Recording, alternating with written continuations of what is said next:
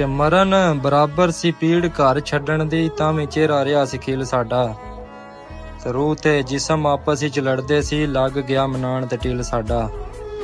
ਪਰਦੇਸ ਹੱਪੜ ਫਲੋਰਿਆ ਆਪਣਾ ਆਪ ਜਦੋਂ, ਕੁਝ ਖੜਾਚਿਆ ਰਿਹਾ ਨਹੀਂ ਸੀ ਮਿਲ ਸਾਡਾ। ਕੀਤੀ ਗਿਣਤੀ ਵਸੀਮ ਤੇ ਪਤਾ ਲੱਗਾ, ਸਾਡੇ ਨਾਲ ਨਹੀਂ ਆਇਆ ਦਿਲ ਸਾਡਾ। ਅਸੀਂ ਅੱਡੀਆਂ ਦੇ ਨਾਲ ਭੋਰੇ ਨੇ, ਉਂਝ ਉੱਚੇ ਪਰਬਤ ਚੋਟੀ ਦੇ, ਪਰ ਪਰਬਤ ਨਾਲੋਂ ਉੱਚੇ ਹੋ ਗਏ। ਕਿ ਕਿਹੜੇ ਹਾਲ ਚੋਂ ਸੀ ਸੱਜਣ ਮੇਰਾ, ਮੈਨੂੰ ਇਹੋ ਫਿਕਰ ਹੁੰਦੇ ਨੇ, ਤੇ ਜਿਹਦੇ ਨਾਲ ਵੀ ਗੱਲਾਂ ਚਾਰ ਕਰਾਂ ਵਿੱਚ ਤੇਰੇ ਹੀ ਜ਼ਿਕਰ ਹੁੰਦੇ ਨੇ।